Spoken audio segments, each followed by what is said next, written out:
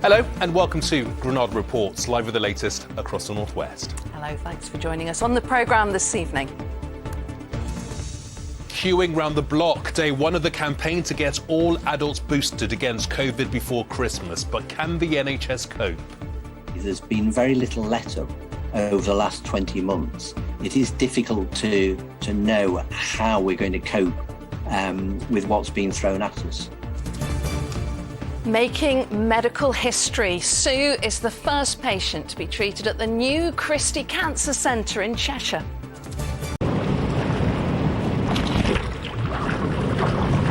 Going to great lengths, how Martin's taking on 7 Ironman challenges in 7 days to support his rugby league hero, Rob Burrow.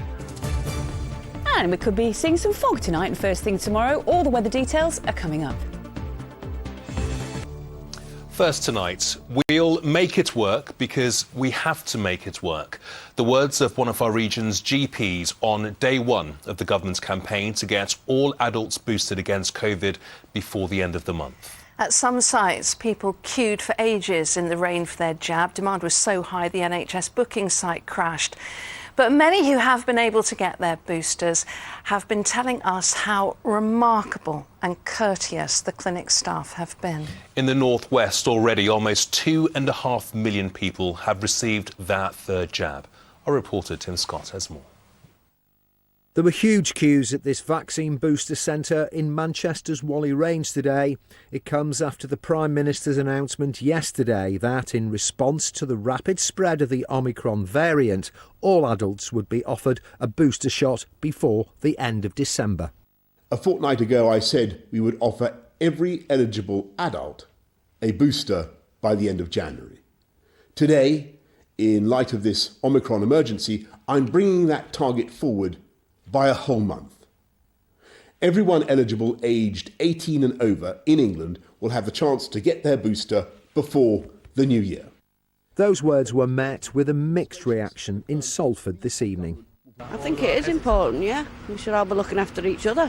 I'm not really ready for a booster yet because I don't really know what exactly what's going to happen after I have the booster. Well, it's got to be done.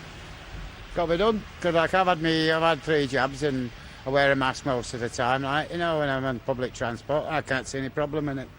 In St Helens, soldiers have been drafted in to help at the Totally Wicked Stadium walk-in booster centre, where they've been busy all day. We opened early this morning, 7:30, and it's been full ever since. People have been getting here as quickly as they can to get those all-important booster jabs. The message is, turn up and we'll do it. For the booster rollout to match the Prime Minister's words, around 1 million shots a day are now needed nationwide. It is a very, very challenging target, and so we will be working very closely with our fantastic health colleagues to increase the capacity as quickly as possible, but it remains a challenge.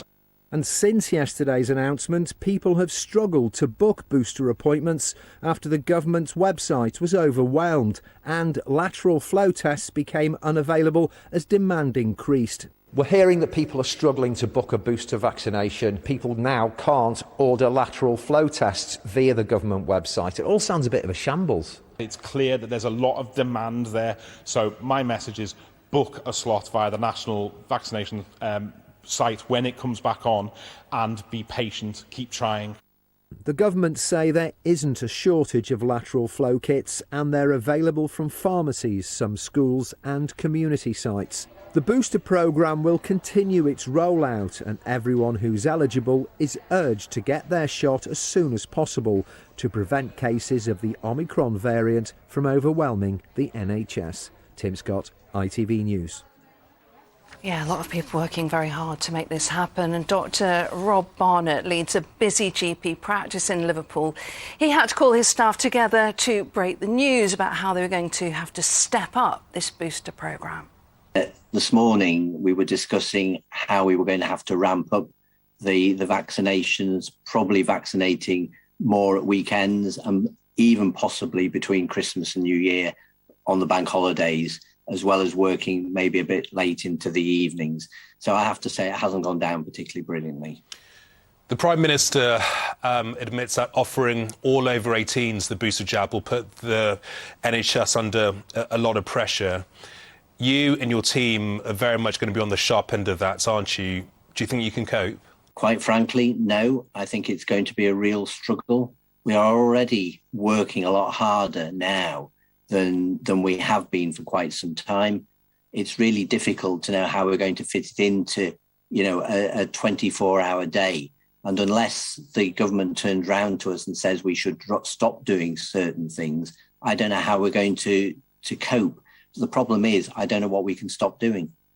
Can you see your staff going under the strain then? Is that what you're saying? It's difficult. I've spoken to my own staff. I've spoken to doctors in neighbouring practices.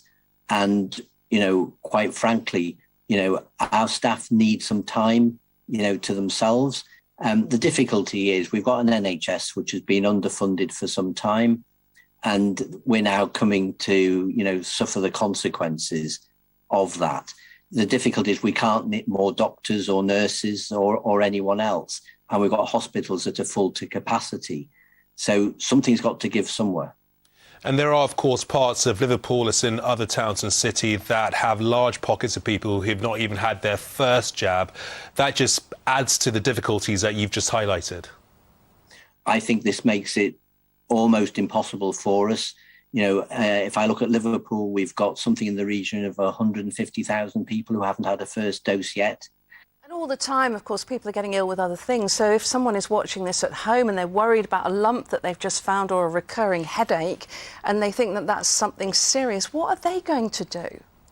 They must contact us. And this is a really big problem that we, as doctors have got, because we don't want people to delay coming to see us. We don't want people to sit at home, worrying with conditions which are going to get worse. So we do ask people to contact us sooner rather than later, so that we can at least, do our best to try and help them. At the same time, we do sometimes hear people criticising their GPs because they can't get through. I understand that. We're asking patients to contact us by telephone as opposed to just turning up at a GP surgery. And it's important that we're able to triage calls that come through to us. But, we understand what patients are saying. And in my own practice, for example, this morning we had 4 doctors on instead of 3 to be able to enable us to cope with that workload. There is a limit to how far we can stretch the doctors we've got to try and cope with the demands coming through. So we do ask people to be understanding and to be patient and actually to be kind as well. Doctor, good luck with all the hard work ahead. Thank you. Thank you. So GPs then right at the heart of this health emergency, and as we heard from Dr. Barnett there, they're having to deal with that criticism sometimes from patients struggling to get to see them. Yeah, so we spent the day at a busy surgery not so far from Dr. Barnett's in Liverpool. Yeah, staff there are also bracing themselves for the challenge of Omicron, while they're already stretched to the limit, as our correspondent Mel Barham reports. So can I ask you what time your appointment is? 11:15. 11:15. Right, so it is walk-ins only at the moment. At this practice in Liverpool, they say they've never been so busy. With COVID on top of the usual winter pressures and a backlog of cases from the last 2 years, staff here say they're near breaking point. I think it's definitely creaking, the system. Yeah, I think the worrying thing is that we're in the beginning of December and we're already under massive pressure. And typically, the winter pressures would just be starting to mount at this point. So the anxiety for a lot of us in the health services, this is likely to get more difficult and more challenging over the coming weeks and months. And I think the worrying thing is it doesn't feel like there's much flex, right? Okay, could you tell me a bit more about it? When it started? At this practice, telephone consultations have quadrupled since the pandemic. Email consultations have risen even more, and they say they're now reviewing 10 to 15% more patients every week than pre-COVID levels. Yeah, could I take a date of birth, please? For the receptionists here, the workload has intensified. Seeing less face-to-face patients means that we're getting a tremendous amount of calls. on the telephones, and that's from the minute we get going at 8 a.m. in the morning. We are inundated in the back rooms there. Extra demands on top of something that was already a demanding job. I mean, do you feel like the system is broken? Is it working at the moment? I think it could do better. I think I say that from a place of gratitude, though, because I'm grateful for the NHS. I see what we do, and I see how hard we're working. But we are run dry at the minute, and I think that change needs to be activated from the top, from the very top. Every aspect, not just general practice, every aspect of the health service is under massive pressure and stretched in the same way that we are. And that clearly has a knock-on impact that every sector of the health service, patients are struggling to access. And that makes it difficult for all of us. It's the 12 o'clock one there, yeah. Despite the pressures, this surgery is keen to stress their doors are open and patients can still access care. But with demand soaring and the rise of the Omicron variant likely to make things worse, there are real concerns these pressures are simply unsustainable. Mel Barham, ITV News, Liverpool. Well, not surprisingly, loads of views coming from you at home on this. This one from Kim Prescott in Wigan says, I had my booster today. The volunteers were amazing, friendly and organised, not too much waiting. And the nurse who gave me my jab was so lovely and reassuring. Yeah, we're hearing lots of that sort of comment. Jay in Manchester says, I work in a clinic. We're on our knees and have been for weeks. We're struggling for volunteers. We are exhausted. And we found out at the same time as everyone else. Nazim in Bolton says, Boris needs to do more than clap for the NHS for the cameras. They are exhausted souls. They need help and fast. Andy says, mine was cancelled last week as they'd run out. Hope you do manage to get that one sorted, Andy. Yeah, this one from Andy Peters says he's done his bits. I've not had a booster and not planning on having it anytime soon. All I've had was my 2 vaccine jabs so far this year. And finally, just to put the cat among the pigeons, Paul, who runs a garage business in Chadderton, doesn't feel sorry for NHS workers delivering vaccines. He says, I've worked 12 hours a day for most of my life. They're getting overtime, I presume. I'd be more than happy to swap jobs. Yeah, thanks for your comments. I hope he's already had his jab. Staying with a COVID theme, and Boris Johnson's directive for as many of us as possible to work from home from today has seen an immediate fall in the numbers of people using public transport. Network Rail reported passenger numbers significantly down at our region's 2 biggest railway stations. Manchester Piccadilly saw commuter numbers fall by a fifth, while there were 17% fewer passengers using Liverpool Lime Streets. The Manchester Arena Public Inquiry's heard how the bomber Salman Abedi punched a female student after an argument about her wearing a short skirt.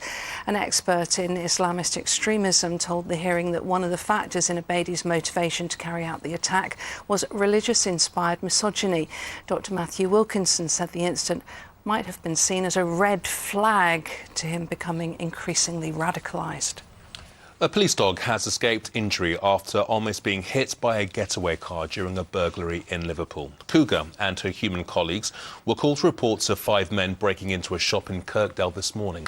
Merseyside police say 2 men came out of the shop after seeing her and were arrested at the scene. And well done to Stockport's Danny Miller. He's on cloud 9 after winning I'm a Celebrity, Get Me Out of Here. Danny! Yeah, that was the moment that he was crowned King of the Castle last night in an all-North West final. He beat Simon Gregson, best known, of course, as Steve MacDonald on Coronation Street. And this is how Simon was greeted by his family when he got back home. That hug just went on and on and on. It's so nice to see people allowed to hug each other. Same family, of course. All those emotions, and well done to you both. Good to see 2 North West folk making the finals. Absolutely. Great Brilliant. stuff. Next, one of the many difficult challenges facing people who've been diagnosed with cancer is having to travel long distances for their treatment. Well, for some people in Cheshire, that situation at least has just got better. The world-renowned Christie Hospital in Manchester has now opened a new £26 million treatment centre in Macclesfield. Our correspondent Rob Smith was there as the centre greeted its very first patient. You been feeling okay? The usual. The first treatment for the first patient of a new cancer centre. Sue Thompson's chemo was the opening of the Christie at Macclesfield. A £26 million project to bring life-saving care closer to home for thousands in East Cheshire and High Peak. Patients won't need to travel miles to Manchester each day for exhausting therapies. For Sue, facing breast cancer, it's a big deal. Somebody else has to bring me in, take me home, because it wouldn't be a good idea to drive a car. But it now means that when it comes to me having my radiotherapy, it will be a lot closer to home, and I won't have to make my way around the traffic in Manchester. The centre's advanced radiotherapy machines can account for every movement of a patient's breathing.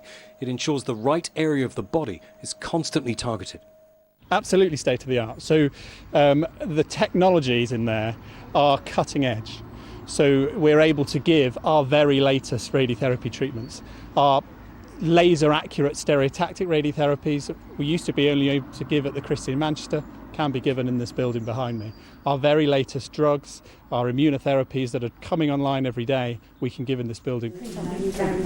Medics here still can't believe 23 million of the total cost was covered by charitable donations. To actually be here on the first day and seeing the first patients walking through is an incredible feeling. We're so grateful. I mean, I said it's a bit like the first school day this morning. That's how I described it. You know, you're putting on your new uniform. It's new equipment. It's all shiny and brand new. And, you know, we're just so grateful for everybody that's raised money. Generosity making a difference to those diagnosed with the big C. Rob Smith, ITV News, Macclesfield. Yeah, we wish them well in their new home. Let's take a look now at what's coming up on the ITV News at 6:30 with Charlene. The vaccine race against the Omicron variant speeds up. Queues across the country as people rush to get their boosters as others struggle to get lateral flows. Boris Johnson faces a rebellion from his own MPs over Plan B restrictions, with more questions over alleged parties and... Danny! We catch up with a new King of the Castle. Join us for those stories and more from 6:30. Yeah, you saw the story about the King of the Castle here on Granada Reports First. Now, it's time to see who's behind the latest door on our Advent calendar to celebrate some of the wonderful people who've been doing their bit for the community. Tonight is the turn of Taslima Ahmed, the founder of a textile training facility in Manchester. Yeah, Taslima, who has dyslexia and autism, runs sewing workshops for women from diverse backgrounds to help build up their skills and their confidence. Earlier this year, she was given a Points of Light award from the Prime Minister for her work in the community.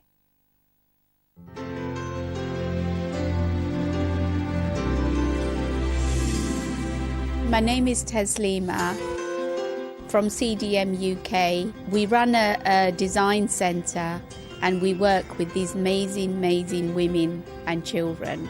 Been able to teach the women all these skills, and they have been making all different items which are being now sold in the craft market in Levenshulme. We always believe to give them the right tools, the right skills, and nourish them, they will flourish. And that's exactly what has happened. We won the Prime Minister's Point of Light, and the Cabinet House tweeted about us. Our hope for 2022 is that we're going to start a new programme in January, and we're going to take the women on another amazing journey. We're going to do the Dubai Fashion Week and show what the amazing women of Manchester is doing. Can you imagine that their work and all the skills and everything they have learned will be in Dubai Fashion Week? We are just a drop in the ocean, and we're a little company in Manchester, but we have made huge steps all over the world. Well, next night, the astonishing challenge being taken on by one very determined rugby league fan from Wigan. Yeah, Martin Clark is hoping to do 7 half Ironman triathlons in 7 days. That's a 1.2-mile swim, then a 56-mile bike ride, and finally a 13.1-mile run. Incredible. He's raising money for former rugby league player Rob Burrow, who has motor neurone disease. Paul Crone caught up with Martin very early this morning. Mondays are tough enough without starting with a 1.2 mile swim at 7 in the morning. But that's just the beginning for Wigan rugby fan Martin Clark. He's attempting 7 half-Ironman triathlons in 7 days in honour of rugby league legend Rob Burrow, who has motor neurone disease. He's raising money for the charity. He's already on day 3 and it's getting tough. The wind, the rain, mechanicals, just trying to keep the pace. And then if that delays getting back on the run. Like on Saturday we finished the half marathons, basically we had torches in the pitch black. So that's where the mental battle comes in again. Aching muscles are eased in the pool, and Martin has plenty of supporters willing to swim, cycle and run alongside him. He starts at 7 a.m. and finishes well after dark each day. First leg done. Then it's a change of outfit and apparatus as Martin prepares to set off on his bike for challenge number 2 in often poor weather and road conditions. So there we go, that's Martin set off on his bike ride, and it is worth repeating. Every day for 7 days he's doing a 1.2 mile swim, a 56 mile bike ride and then a half marathon, 13.1 miles. Bit of luck, following wind, hopefully the sun comes out at some point during the week in Lancashire. And yeah, we're not stopping, we'll do it. After Martin had finished his 56 mile bike ride at lunchtime today and was on his half marathon run, he had a special guest to meet him, the Mayor of Greater Manchester, outside Wigan Warriors College. One Ironman just makes me feel physically sort of weak, but to do 7 in 7 days, I think it's all an amazing effort that's building to support people with MND. And then, bless him, as darkness was falling, Martin and his trusted team arrived at the finish line in Wigan. How was day 3? A lot worse than day 1 and day 2. So yeah, we finished in the pouring rain. It's got in the pool. You were there this morning, Paul, 7 o'clock. 76 laps, 56 miles on the bike with the lads sheltering me from the wind and rain, and then superb 13.1 miles with Annie. Keep going, Martin, and remember, he'll be doing it all over again tomorrow. Paul Crone, ITV News. Yeah, Martin, we salute you. You can find out more on our website, and you'll find that at itv.com/Granada. Joe's got the weather. Now that is brew weather. And only boiling what she needs. United Utilities sponsors ITV Granada weather. Big up you, sis. Thank you. A very good evening to you. Some settled weather ahead as we go through this week. It's been a damp, dreary old day today where it's barely got light, or it's felt like that anyway. Over the next few days, there'll be a fair amount of cloud around, but a few bright spells on offer. It's going to feel less mild, chillier air digging back in, but it's still around average for the time of year. Now, high pressure will be building in from the south from tonight onwards, and that means settled conditions through the rest of the week, largely dry. Yes, it's not going to be wall-to-wall sunshine, but lots of usable weather over the next few days and nights, and perhaps feeling that little bit chillier once again. Back to this evening's details, any rain clearing away, and behind it, low cloud, mistiness, a few fog patches developing, and some slightly colder air, certainly colder than last night, where temperatures barely dipped below 8 or 9 Celsius. But tonight, rural parts of Lancashire and Cumbria could get down to around 3 or 4 Celsius as we head into tomorrow morning. A fairly light breeze, but that will pick up through the day tomorrow. And the sun, well, it'll be up at 8:21, setting at 10 to 4 tomorrow afternoon. Bit of a foggy start in places tomorrow if you're travelling first thing, low cloud, mistiness as well. But as that wind picks up, it'll blow all the cobwebs away, and it should be dry from the word go. Through tomorrow afternoon, staying dry but rather cloudy. A few glimmers of brightness at best, and with that breeze, 8 or 9 Celsius, probably feeling a little bit chillier than today. High pressure is in charge of things, though, as we go through the rest of this week. And certainly from Wednesday onwards, we're going to see some very quiet weather ahead. We're hoping for a bit of brightness on Wednesday, but we're covering ourselves with some cloud there. And it's certainly more dull and dank on Thursday and Friday. And notice those temperatures dropping away. United Utilities sponsors ITV Granada weather. 2 sugars, please. Oh, lovely. Thanks, Joe. Loads of views still coming in about the booster. Joe Mackenzie in Blackpool. Thanks, Joe. Tells us, I had my booster last week, but it was a struggle to get an appointment. Kept being told no availability. However, NHS staff and volunteers are doing an amazing job. Yeah, this one's from Dr. Catherine in Lancaster. I had my booster on Saturday, very well organised at Lancaster Uni by Lancaster medics. I waited for 20 minutes and was impressed by the efficiency. Feel very grateful. Yeah, lots of praise for all the people making it happen. That's it. Good night. Bye-bye.